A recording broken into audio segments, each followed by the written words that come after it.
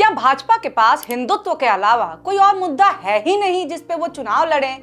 जैसे ही चुनाव नजदीक आते हैं, भाजपा और आरएसएस वहां भी हिंदुत्व का मुद्दा खड़ा कर देते हैं, जहां के लोग खुद को हिंदू मानते ही नहीं हैं। नमस्कार, मेरा नाम है निवेदिता शांडिल्य और आप देख रहे हैं मॉलिटिक्स। छत्तीसगढ़ और झारखंड के आदिवासी इलाकों में इस समय जनजाति वर्सेस हिंदुत्व का मुद्दा तेज करने की कोशिश में भाजपा, आरएसएस और इससे जुड़े हुए संगठन जी जान लगा करके कर रहे हैं। हिंदुत्ववादी संगठन आदिवासी इलाकों में ये मांग कर रहे हैं कि धर्म परिवर्तन करने वाले आदिवासियों को डिलिस्ट कर दिया जाए, यानी कि एसटी आरक्षण के बाहर कर दिया जाए। हिंदू संगठन ये मांग कर रहे हैं कि जिन भी आदिवासियों ने ईसाई या अन्य धर्म को स्वीकार कर लिया है, उन्हें अनुसूचित जनजाति की सूची से बाहर किया जाए।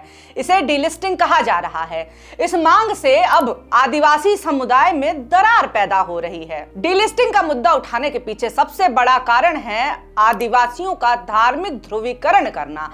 आदिवासी जो कि धार्मिक के बजाय अपनी पहचान सांस्कृतिक मानते हैं, उनके बीच धर्म के नाम पर दरार पैदा करने की कोशिश हो रही है।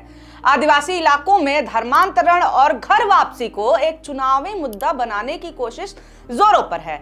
डिलिस्टिंग का डर दिखा करके आदिवासियों को हिंदू धर्म छोड़ने और उनके धर्म परिवर्तन को रोकने की कोशिश चल रही है। जनजाति सुरक्षा मंच डिलिस्टिंग के समर्थन में है। इनका मानना है कि हिंदू धर्म छोड़ने वाले आदिवासियों को आरक्षण की सुविधा नहीं मिलनी चाहिए। किसी गफलत में मत रहिएगा। अगर आपको ऐसा लग रहा है कि ये कोई गैर राजनैतिक आदिवासी संगठन है और डिलिस्टिंग चाहता है, जनजाति सुरक्षा मंच आरएसएस से जुड़ा हुआ संगठन है। जनजाति सुरक्षा मंच के अध्यक्ष गणेश राम भगत हैं, जो कि भाजपा सरकार में मंत्री भी रह चुके हैं।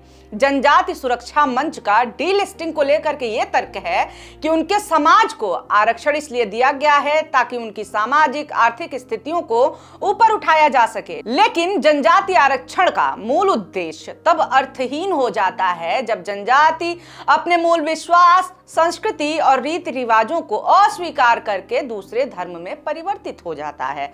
अब यह प्रश्न उठता है कि जब कोई व्यक्ति अपने समुदाय की ही पहचान खो देता है, तो वो अपनी मूल पहचान की रक्षा और उसे बनाए रखने के लिए दिए गए लाभों को उठाने का पात्र कैसे हो सकता है। जनजाति सुरक्षा मंच का एक तर्क यह भी है कि जब एससी कैटेगरी में किसी भी बाहरी धर्म में परिवर्तन करने पे आरक्षण खत्म हो जाता है, तो फिर एसटी कैटेगरी में ये क्यों नहीं किया जा रहा है। अब ये समझने की जरूरत है कि कैसे ये हिंदू संगठन डीलिस्टिंग के नाम पर चालाकी कर रहे हैं। इस मामले पर हमने इन इलाकों में रिपोर्ट कर चुके पत्रकार आलोक पुतुल से बात की।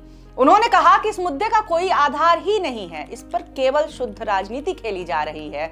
उन्होंने कहा कि ये केवल आदिवासियों को निशाने पर लेने के लिए हर चुनाव से पहले मुद्दा बनाया जाता है, चाहे वो राज्य के चुनाव हो या केंद्र के। डीलिस्टिंग का मसला तो राज्य का है ही नहीं, इस पर कुछ भी करने का अधिकार केंद्र का है। फिर इसको लेकर हिंदू संगठनों को केंद्र सरकार से बात करनी चाहिए। गणेश राम भगत जनजाति सुरक्षा मंच के अध्यक्ष हैं, जो ये मांग उठा रहे हैं। वो भाजपा के नेता हैं, केंद्रीय मंत्री भी रह चुके हैं। ये मामला केंद्र का है, उनसे इन्होंने बात क्यों नहीं की है? इसको लेकर के ये राज्य स्तर पे माहौल क्यों बना रहे हैं? ये सीधे ही केंद्र से बात करके कानून बदल दें, अगर वो सच में ऐसा चाहते हैं तो। भाजपा इस पर राष्ट्रीय स्तर पर बात करे।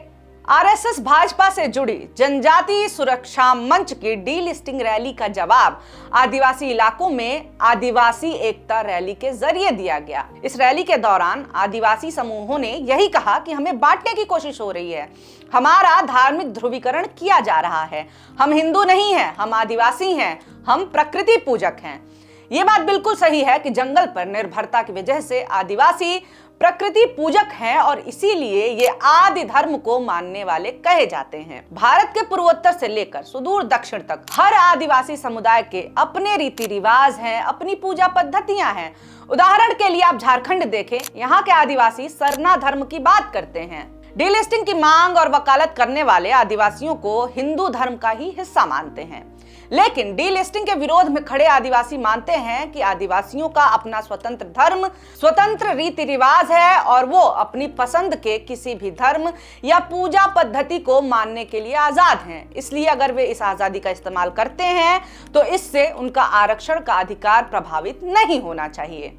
एक और बात गौर करने लायक है कि आदिवासियों को आरक्षण उनके सामाजिक और आर्थिक स्थिति को देखते हुए दिया गया था, ना कि धर्म को। आरक्षण समुदाय के आधार पर दिया गया है, यानी ये जन्म से है। धर्म के आधार पर ये कैसे बदल सकता है? अब आदिवासी संगठन ये आरोप लगा रहे हैं कि धर्म विशेष को निशाना बनाने की आड़ में आदिवासी समुदायों को हासिल सभी संवैधानिक अधिकारों और आरक्षण को ही हमेशा के लिए खत्म कर देने की सुनियोजित साजिश चल रही है। आदिवासी एकता रैली में मुख्य वक्ता के रूप में वरिष्ठ आदिवासी नेता और झारखंड जनाधिकार मंच के संयोजक बंधु कीर्ति ने कहा कि मौजूदा केंद्र के शासन में देश भर के आदिवासियों का सबसे बड़ा सवाल यही बना हुआ है कि सिद्धू, कानू और बिरसा मुंडा जैसे शहीदों ने क्या इसीलिए अपनी कुर्बानी दी कि आजाद देश में यहाँ के आदिवासियों के जल, जंगल, जमीन सब सत्ता के बल पे लूट लिए जाएं।